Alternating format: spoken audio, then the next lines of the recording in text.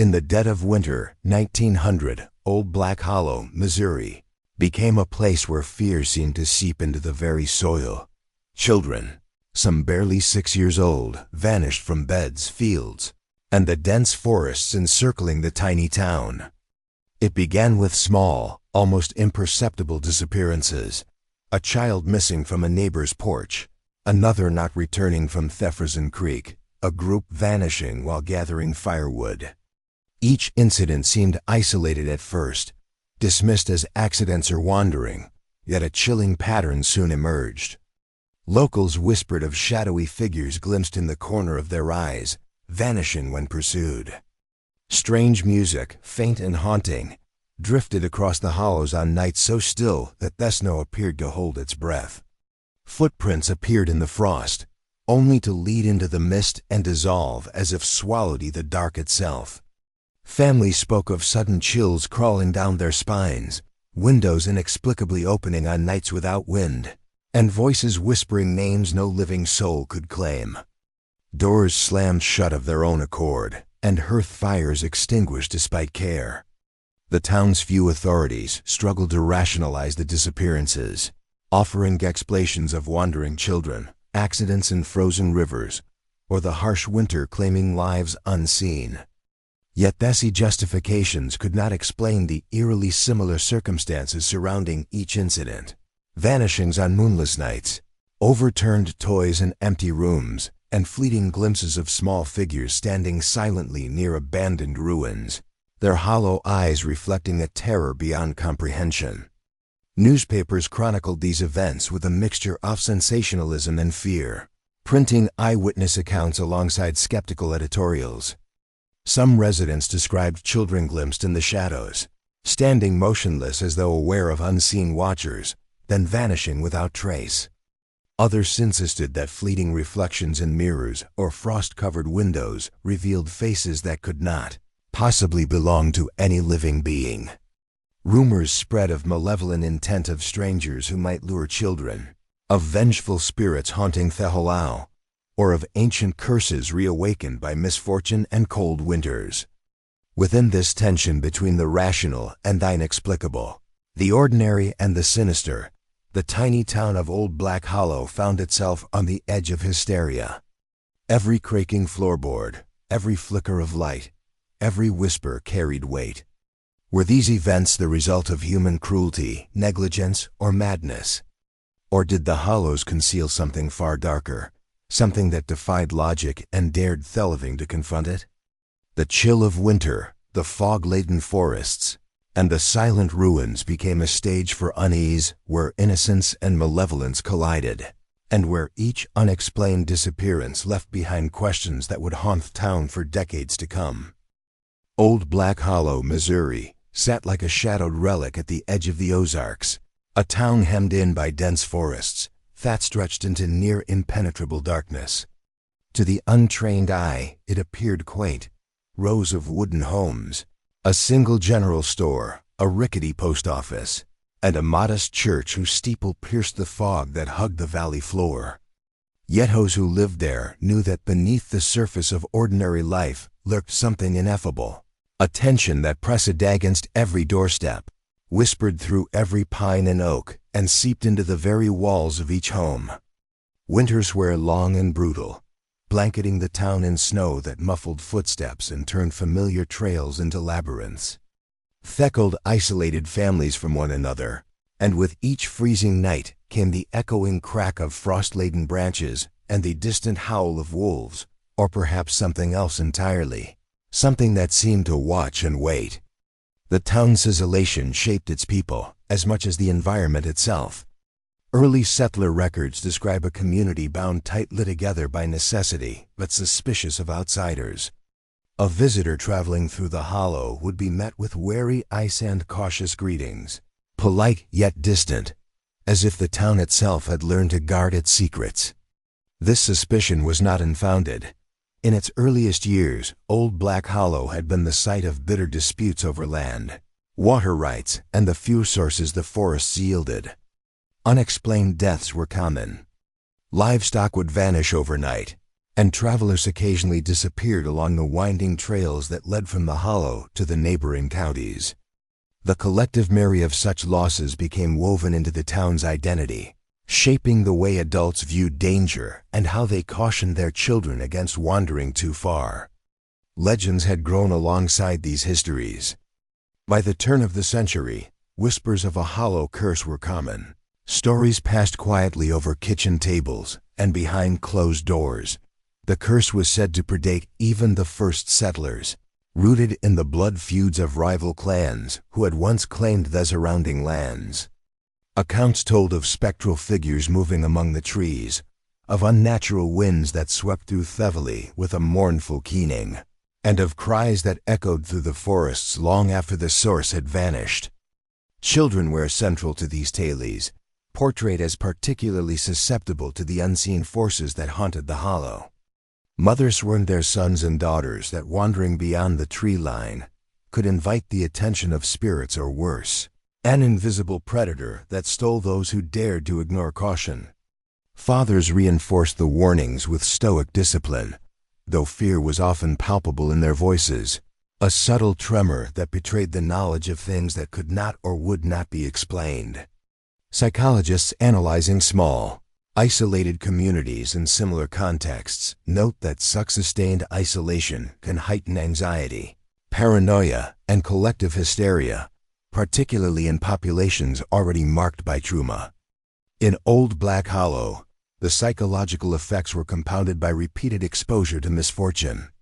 Familia Show had endured the sudden loss of children, or the mysterious deaths of neighbors, carried their grief not only as private tesoro, but as communal unease. Each household became a repository of warnings and anecdotes, the dark stories of the past informing behavior and perception in the present. Children, though innocent, absorbed these tensions acutely. They were taught to fear the forest's edge, to respect the weight of silence in the night, and to obey the cryptic admonitions of adults who seemed to see threats invisible to others. This perpetual tension created fertile ground for misperception, where every rustle of leaves or shadow in the snow could be interpreted as evidence of a lurking menace. The physical environment mirrored the psychological atmosphere. Narrow wooden bridges spanned icy creeks, their timbers warped and groaning underfoot, threatening collapse.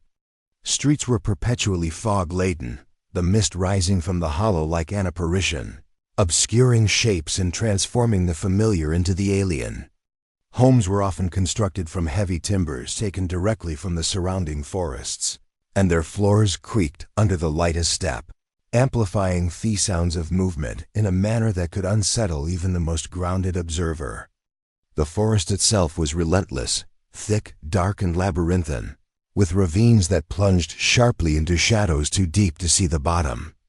Animals rarely ventured near human habitations in winter, leaving an eerie silence punctuated only by the occasional howl or snap of frost-heavy branches. This oppressive landscape made every excursion beyond the safety of the town a risk, magnifying both real and imagined dangers. Historical documents hint at the way the town's collective consciousness was shaped by repeated misfortune. Parish records, diaries, and letters reveal families obsessively tracking the comings and goings of children and neighbors, noting even minor absences. Some families documented supernatural interpretations, recording events such as inexplicable footprints, doors opening without wind, and fleeting glimpses of figures in the woods.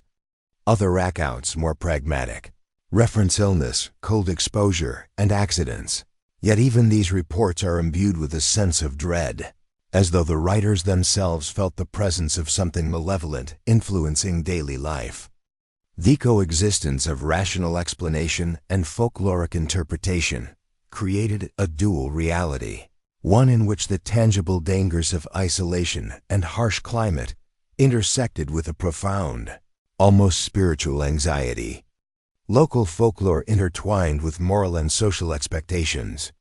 Stories frequently featured children as the moral axis. Their behavior could attract or repel malevolent forces.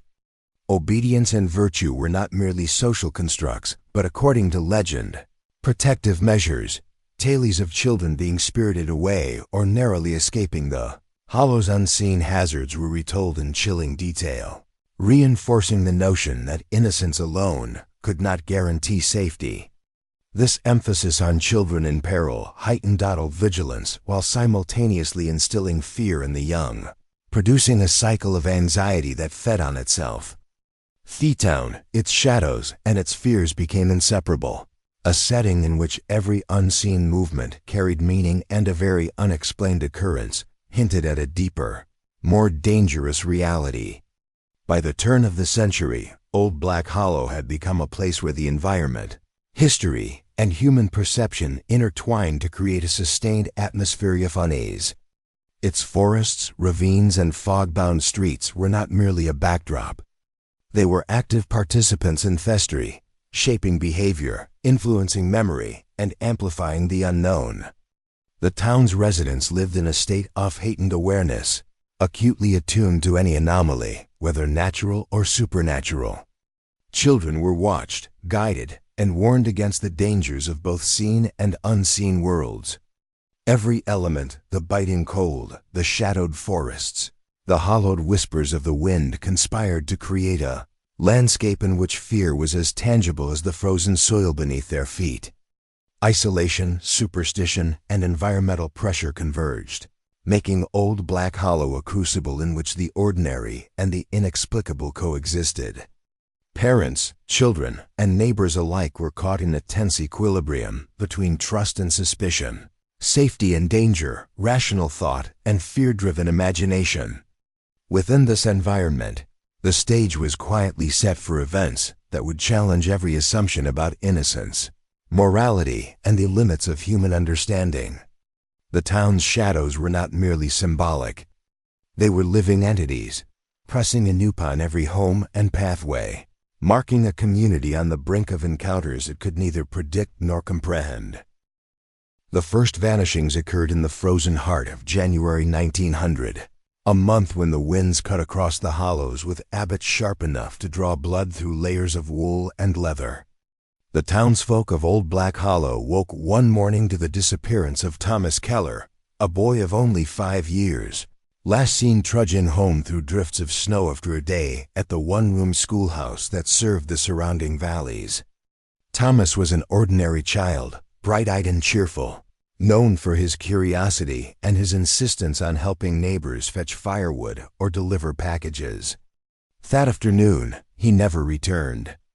The snow-covered trails bore no footprints beyond the edge of the forest, no sign of struggle or accident, leaving only a faint impression in the memory of those who saw him last, a small figure despairing into the white haze, swallowed by silence. Before the community had time to grapple with this initial loss, more children vanished under circumstances equally baffling and chilling. Anna and James Whitman, siblings Agad 7 and 9, disappeared from their shared bedroom, the door locked from the inside.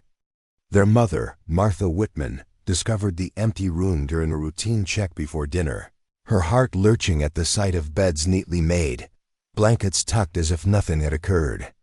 Windows were intact, the fireplace still warm, and yet no sign of forced entry or exit existed.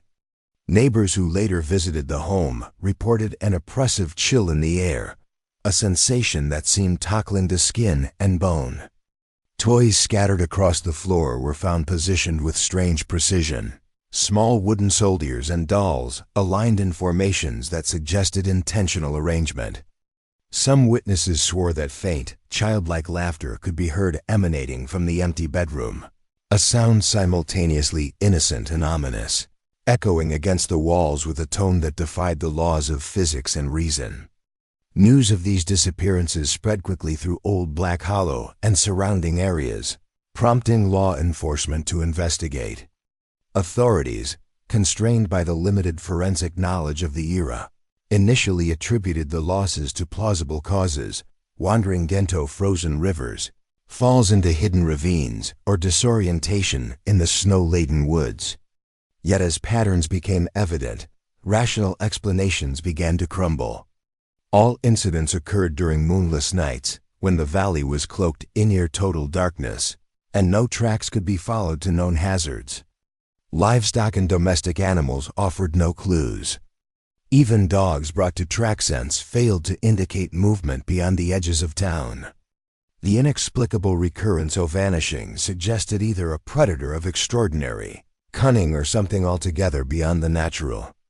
Witnesses across the hollow offered accounts that intensified unease. Farmers working late reported seeing small figures darting among the fog-choked fields, only to vanish when approached.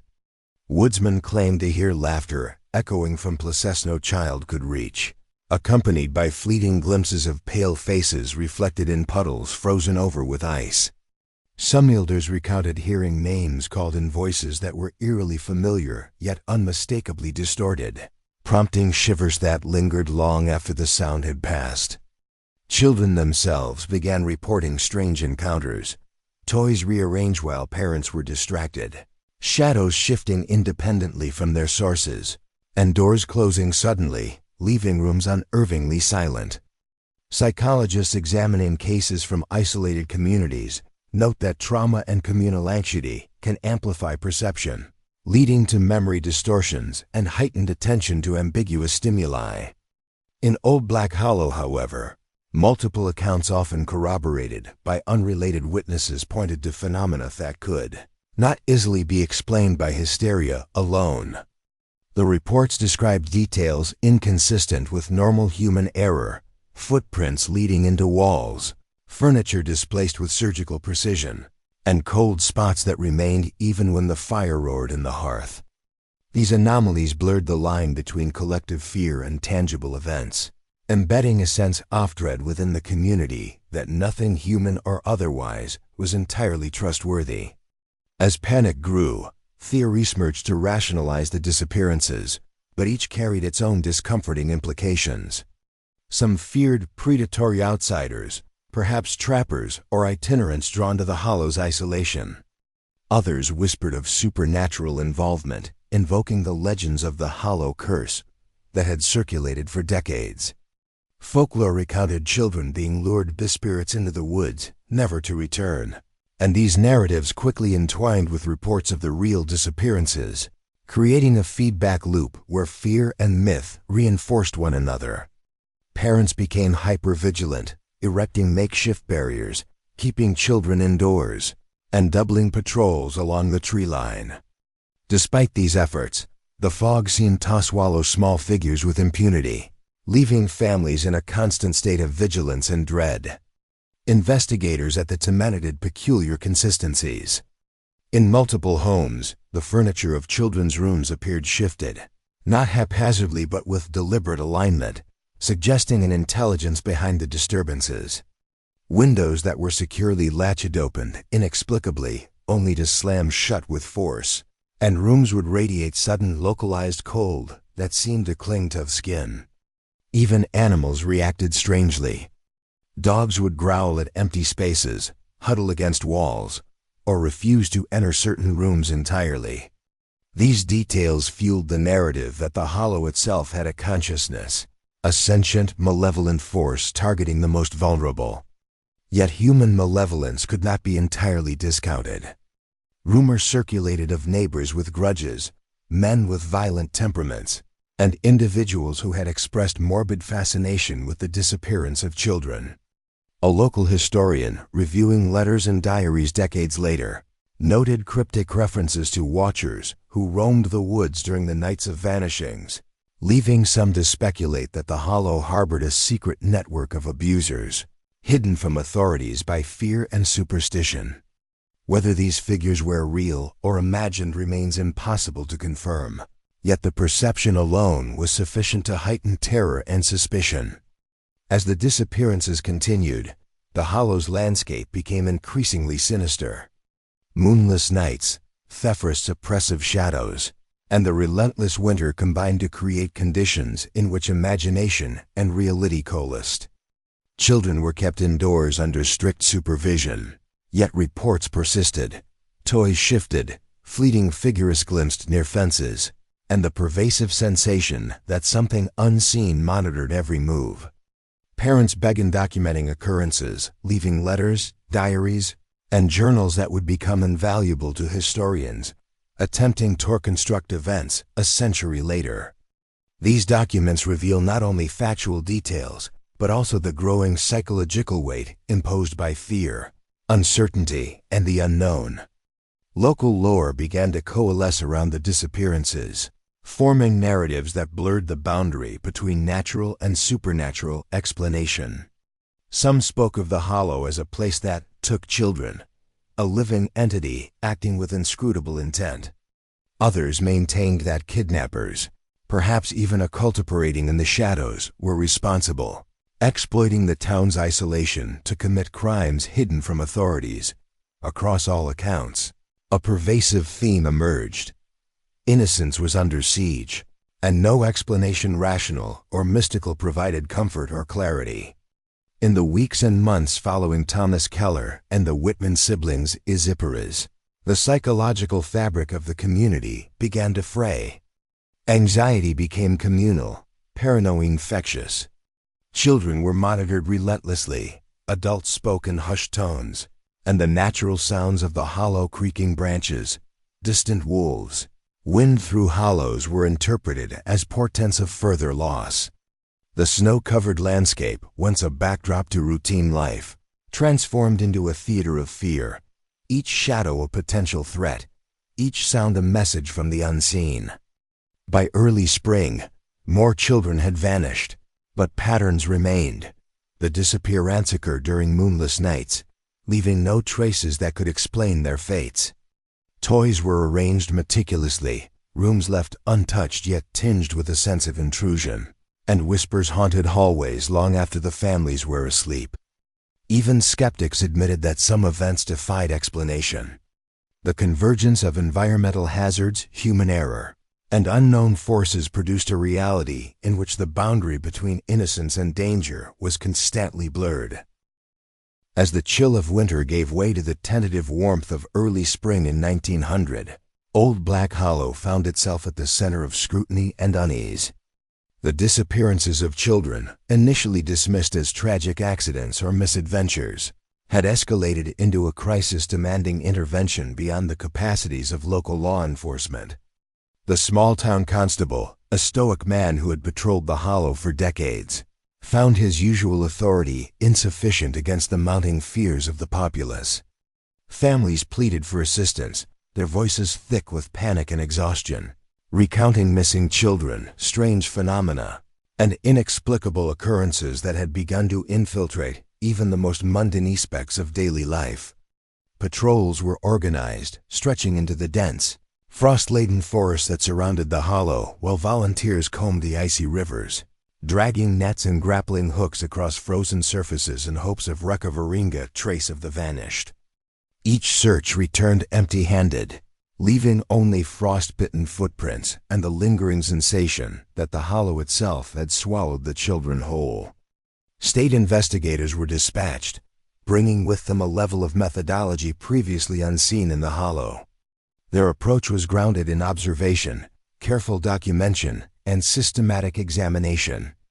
Hypotheses ranged from predation by wolves or other wild animals to accidental drowning in the snow-swollen creeks and rivers. Opportunistic criminals were considered. Transient workers, wandering peddlers, and even neighboring residents came under scrutiny. Yet as investigators delved deeper, anomalies emerged that resisted conventional reasoning. No tracks consistently led from the points of disappearance to any natural hazards. Witnesses swore that children were last seen in clear sight, only to vanish while crossing open fields or locked rooms, often on nights devoid of moonlight. The evidence, or the lack thereof, began to challenge even the most empirical minds. Clergy were invited to intervene, their presence intended to soothe the collective anxiety and perhaps, they hoped, to address what some considered a moral or spiritual crisis. Ministers and visiting priests offered prayers, blessings, and exorcisms within homes and schools, yet the results were inconsistent at best. Diaries preserved from separate recount services where the congregation prayed fervently, only to leave heavier with fear than before. Children who had been considered most vulnerable sometimes reacted violently to ritual practices, shrieking as if aware of an invisible presence. Clergy often documented these reactions with a mixture of concern and bewilderment, attempting to reconcile spiritual doctrine with the empirical realities of fear, cold, and absence. Some concluded that the hollow itself had absorbed the evil or malice, acting as a conduit for forces beyond comprehension. Yet even these interpretations could not fully satisfy the anxious townsfolk or the investigators who sought clarity. Scientific reasoning was applied alongside religious intervention. Physicians examined the children's families, scrutinizing health records and environmental conditions. Hypothermia and disorientation were considered probable contributors, particularly in an era where winters were brutal and the forest maze labyrinthine. Investigators analyzed soil samples, river currents, and weather patterns to determine whether environmental hazards could account for the disappearances. Yet while these explanations offered partial understanding, they failed to reconcile patterns and phenomena reported by witnesses. Children would vanish indoors from locked rooms. Toys would arrange themselves in precise, deliberate patterns, and faint cold spots were consistently reported at the loci of the disappearances. In some cases, fire inspectors documented annual scorch marks in abandoned cabins, subtle burn patterns that defied natural explanation yet suggested either deliberate human interference or inexplicable forces at play. Eyewitness accounts added another layer of complexity, presenting narratives that blurred empirical observation and subjective experience. Parents recounted seeing children standing silently near ruins, staring with hollow expressions before evaporating into nothingness. Residents reported hearing whispers and laughter in empty rooms or across empty fields, sounds imbued with innocence yet carrying an undertone of malice. Some interpreted these occurrences as hallucinations, the product of exhaustion, grief, and communal anxiety, while others considered them evidence of spiritual or supernatural intrusion. Diaries, letters, and oral testimonies preserved from the period suggest that fear was contagious, shaping memory and perception, yet the convergence of multiple, independent accounts implies that the experiences may have had tangible, external stimuli. The question arose repeatedly, could these events be entirely human in origin, or had the hollow itself become an activagent, manipulating perception and action? Police reports from the era, though incomplete and sometimes contradictory, hint at deliberate human malice. Investigators documented instances in which toys were arranged with uncanny precision, doors were locked and unlocked seemingly without intervention, and footprints appeared in places no human could plausibly reach.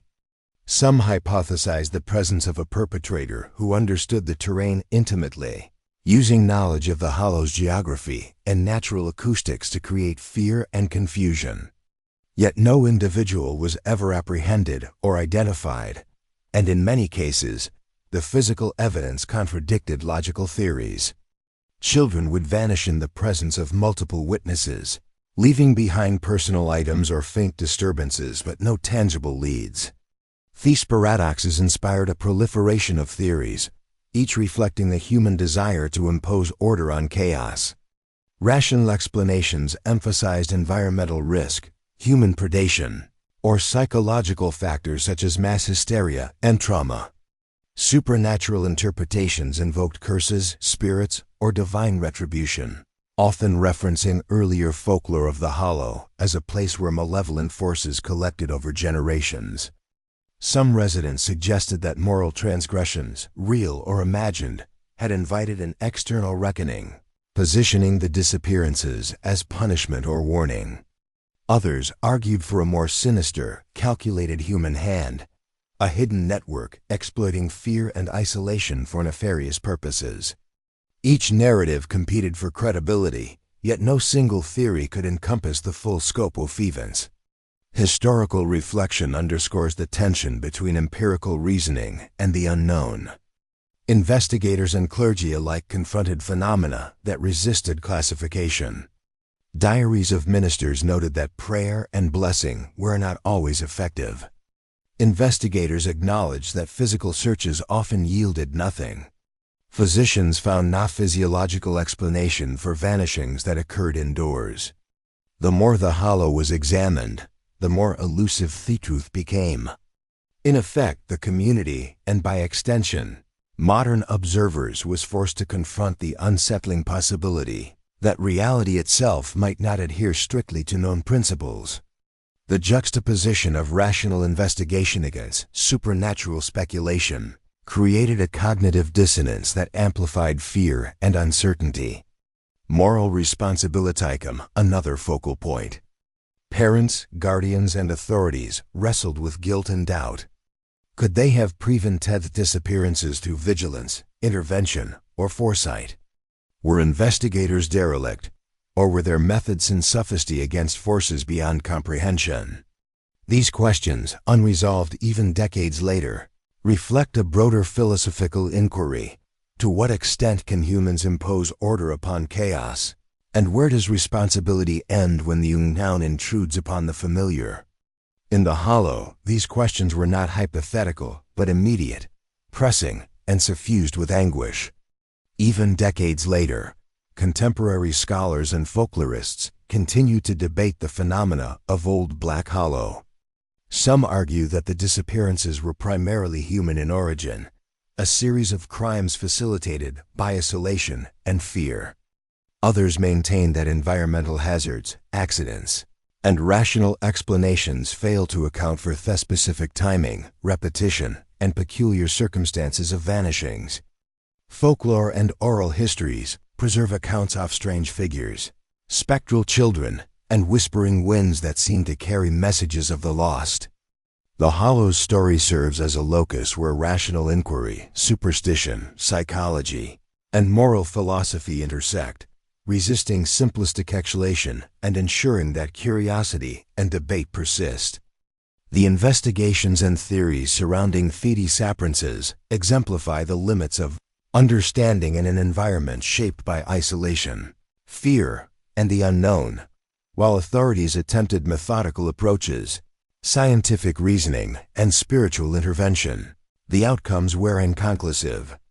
Patterns of disappearance persisted, eyewitness accounts remained enigmatic, and no perpetrator or natural explanation fully satisfied scrutiny. The tension between human agency and possible supernatural influence intensified collective anxiety, embedding the events deeply within communal memory. The Hollow became more than a geographic location. It emerged as a symbol of ambiguity where innocence was imperiled, moral and rational boundaries blurred, and the possibility of forces beyond comprehension seemed undeniable. The children who returned from Old Black Hollow, whether after brief vanishings or under circumstances never fully understood, offered testimonies that unsettled the entire community. Their words were laden with a mixture of fear, confusion, and fragmented memory, creating accounts that often blurred the boundary between reality and imagination. One boy, 10 years old at the time, described waking in a room he had never seen before, the walls lined with strange symbols that seemed to writhe when no one was looking directly at them. He recalled feeling paralyzed, unable to move, yet acutely aware of whispers in the corners, voices echoing his own name in tones that were at once familiar and alien. His description was so vivid that his parents were forced to question whether he had experienced a physical abduction, a vivid dream, or something more insidious and intangible.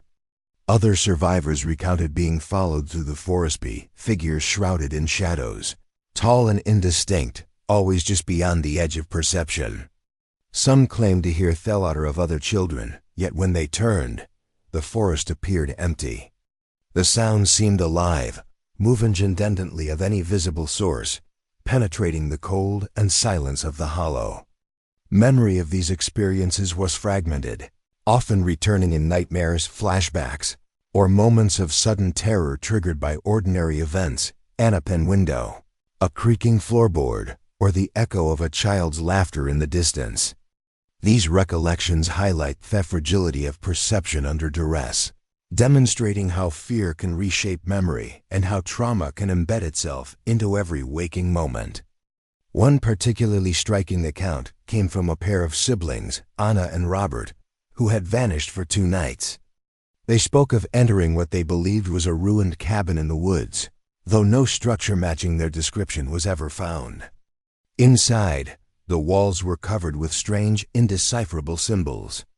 A dim, flickering light emanated from what appeared to be candles, though none were lit when authorities later inspected the area. The children recalled feeling watched, as if an unseen presence was studying their reactions, gauging their terror and confusion. At one point, they claimed to have seen other children, standing silently and staring with hollow eyes, only to vanish when approached.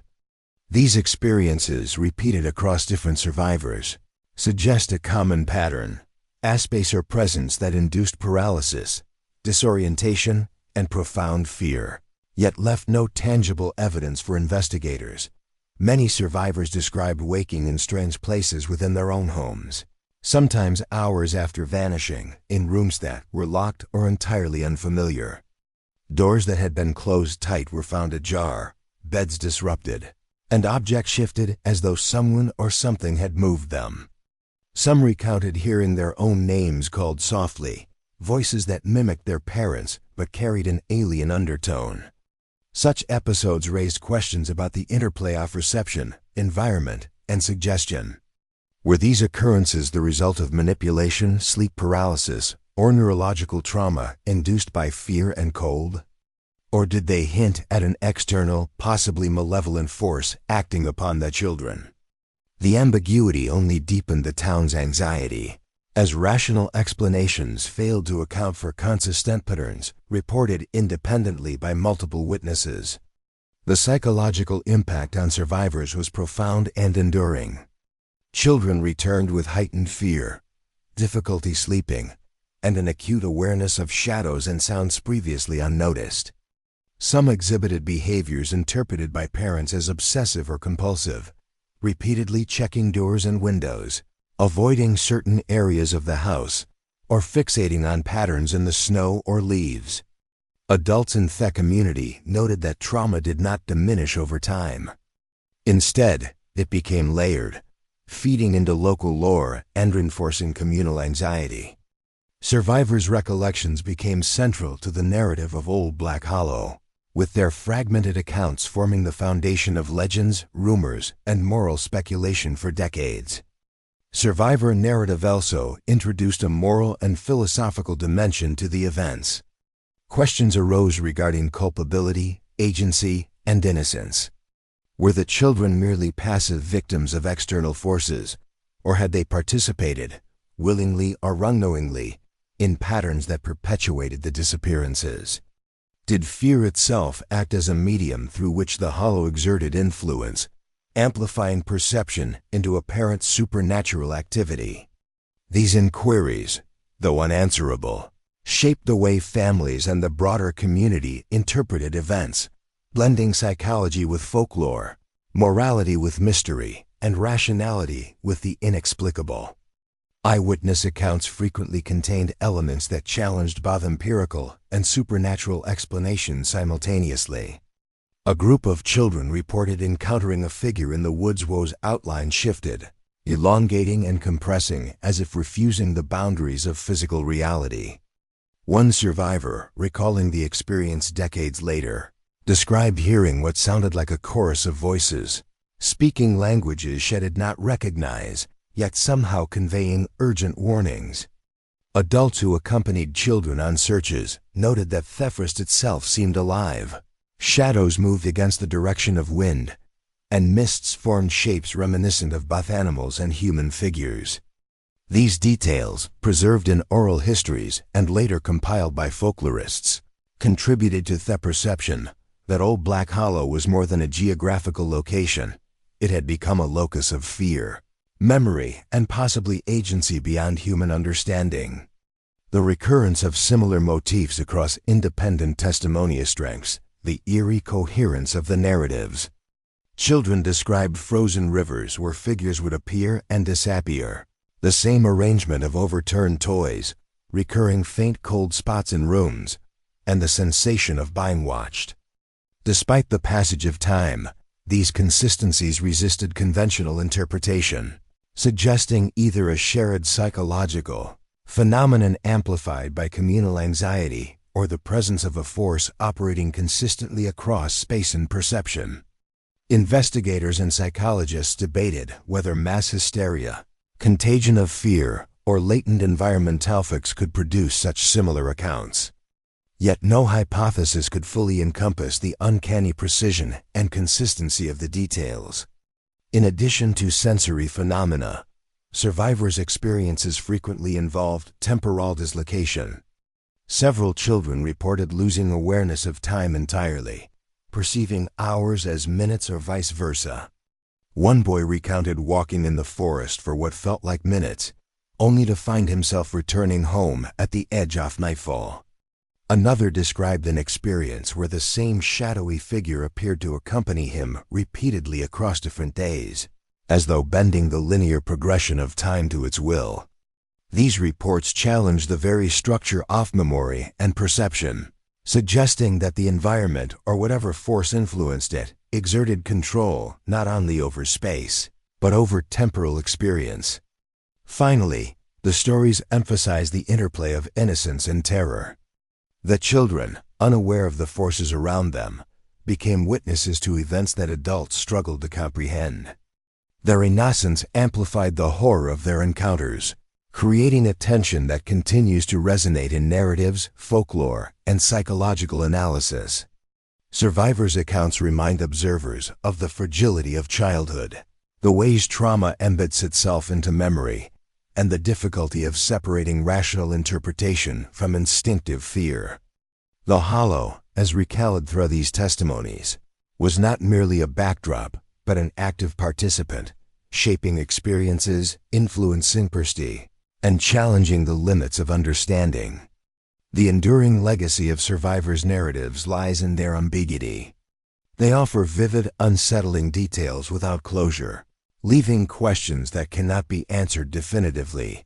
Were these children manipulated, hallucinating, or under the influence of forces beyond comprehension? Were their experiences reflections of communal trauma, psychological suggestion, or something external and malevolent? The tension between rational explanation and the inexplicable ensures that the stories remain both haunting and compelling, inviting debate, interpretation, and reflection across generations. Over the decades, Old Black Hollow and the vanishings of its children became a focal point for speculation, folklore, and moral inquiry, evolving far beyond a simple record of disappearances.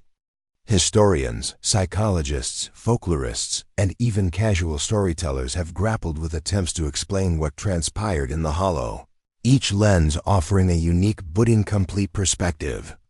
Historical records suggest that the environment of Old Black Hollow itself was hazardous. Bitterly cold winters, treacherous terrain, and dense forests created conditions where children could easily become lost, suffer injury, or succumb to hypothermia. Rivers, deceptively calm in daylight, concealed treacherous currents, and ravines hidden under layers of snow or fog could swallow the unwary. In these accounts, tragedy might seem inevitable, yet the patterns, children disappearing on moonless nights, toys arranged methodically, or traces of disturbance without evidence of predators, refuse to fit neatly into the narrative of natural accident alone. Historians argue that while environmental hazards could account for some cases, the recurring details hint at an element of design, deliberation, or unseen influence, leaving the community haunted by ambiguity. Psychologists and researchers have long studied Old Black Hollow as a case of mass hysteria and collective trauma.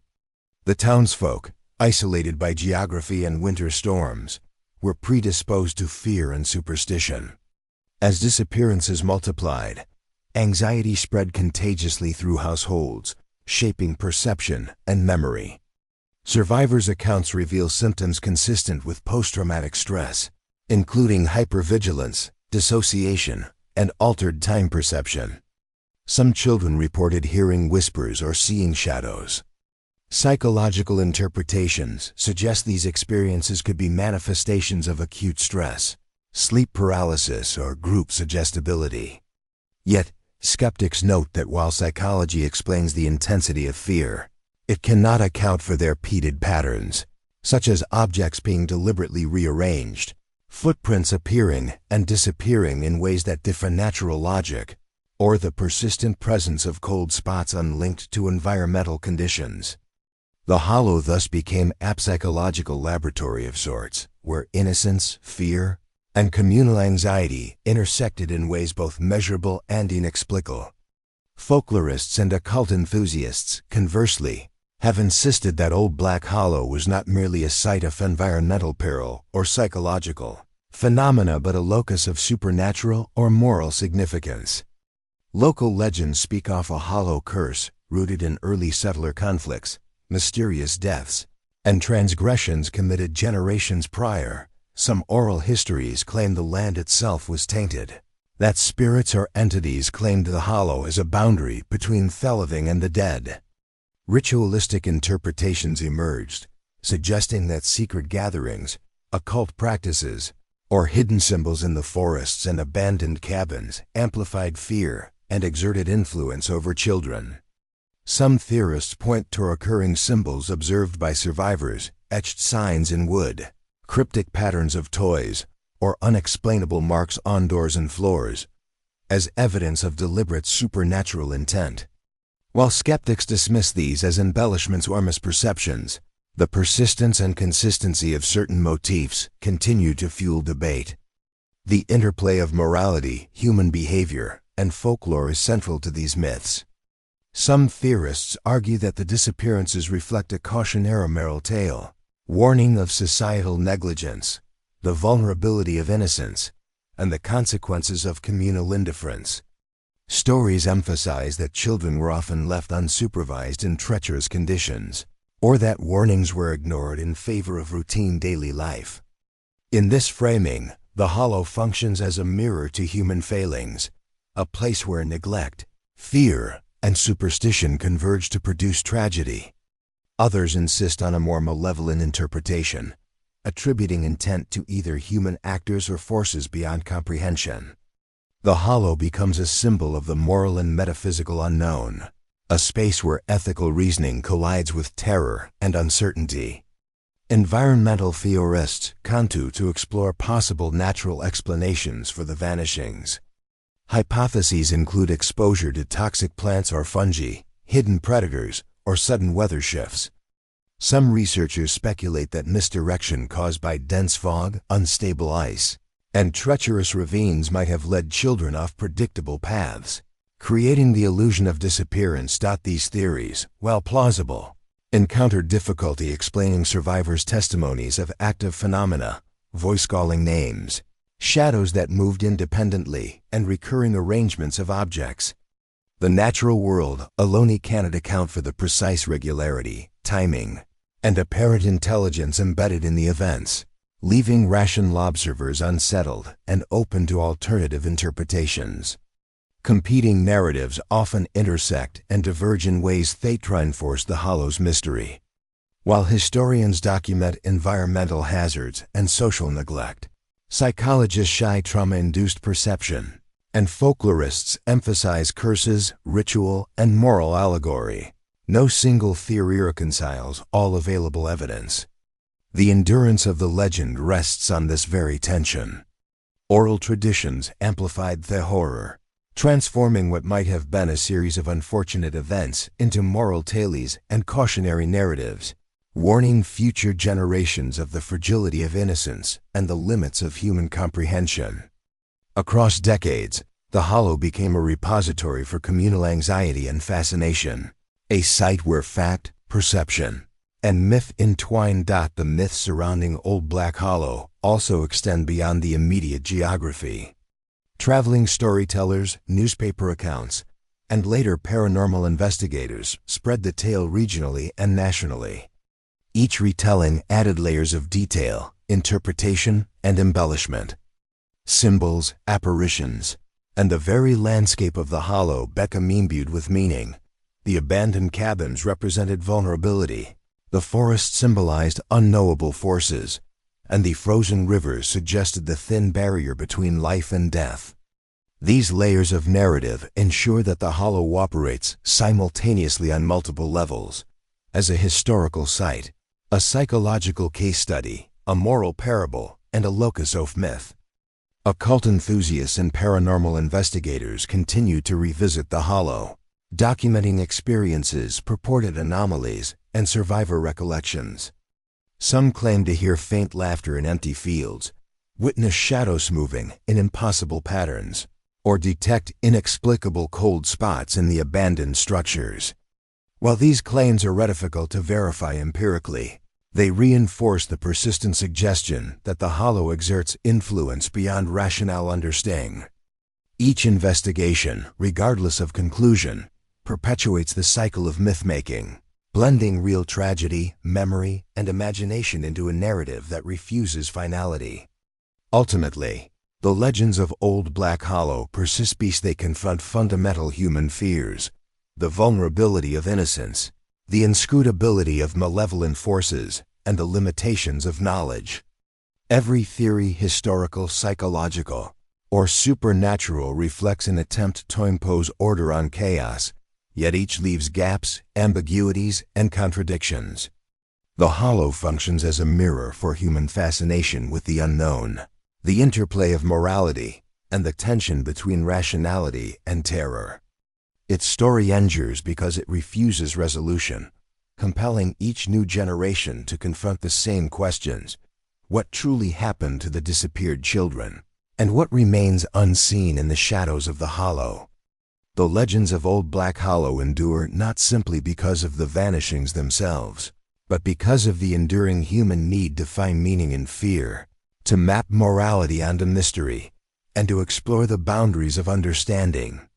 It is a narrative alive with contradiction, balancing rational explanation against myth, psychology against folklore, and history against legend. Each retelling perpetuates the tension, ensuring that curiosity, debate, and speculation continue to thrive.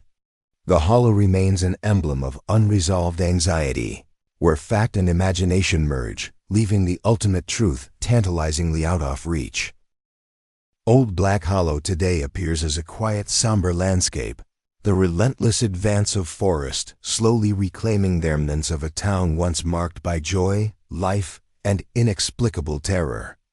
Wooden homes, barns, and winding paths now lie in ruin, cloaked in moss and shadow, yet the memory of the disappeared children remains vivid in whispers, stories, and collective imagination. Local classrooms retell the accounts as cautionary tales, church halls murmur of unseen forces, and online forums debate the evidence, blending history with speculation. Scholars continue to sift through official records, examining frostbite, accidents, and the treacherous terrain, while psychologists analyze the impact of isolation, trauma, and mass suggestion. Folklorists and occult enthusiasts argue for malevolent spirits, hidden rituals, or the influence of a curse, maintaining that rational explanations fail to account for the recurring patterns of vanishings, strange symbols, and the eerie footprints that appeared and disappeared without trace. Eyewitnesses and survivor accounts persist, describing chilling phenomena: voices calling names in the dead of night, shadows flitting across fog-laden fields, and children seen briefly near ruins, staring with hollow eyes before vanishing into mist. The testimonies evoke a tension between rationality and fear, between what the mind can accept and what remains impossible to explain. Were the children victims of human cruelty, accidents amplified by isolation and environment, or did forces beyond understanding take them? Some argue that the hollow itself, with its dense woods, hidden ravines, and icy rivers, created conditions that magnified fear and uncertainty, producing events that seemed supernatural, even if entirely natural. Others insist malevolent entities, awakened by historical transgressions or the emotional energy of the town's inhabitants, intervened in ways the living could scarcely comprehend. Diaries, sketches, and oral histories reveal a pattern of fascination intertwined with terror. showing how the disappearances transcended mere events to become a lens through which human fear, morality, and curiosity are examined. Each retelling adds layers, blending fact with myth, childhood innocence with looming evil, and the human need for explanation with the impossibility of closure. The Hollow's story challenges audiences to consider not only what happened, but why it matters, how stories of fear persist across generations, and how uncertainty can grip communities and imaginations alike. Even now, long after the last child vanished, shadows linger in memory. Footsteps unheard but imagined, whispers felt rather than heard, and fleeting glimpses of figures where none should exist persist in the cultural consciousness. These echoes invite debate, speculation, and reflection, ensuring that the tale of Old Black Hollow continues to provoke thought, inspire research, and chill the mind. Perhaps the truth remains buried under layers of frost, moss, and time. Perhaps it walks unseen in theft forests, waiting for new witnesses. What is certain is that the disappearances, the fear, and the unanswered questions are haunting, unresolved, and compelling every generation to confront the unknown.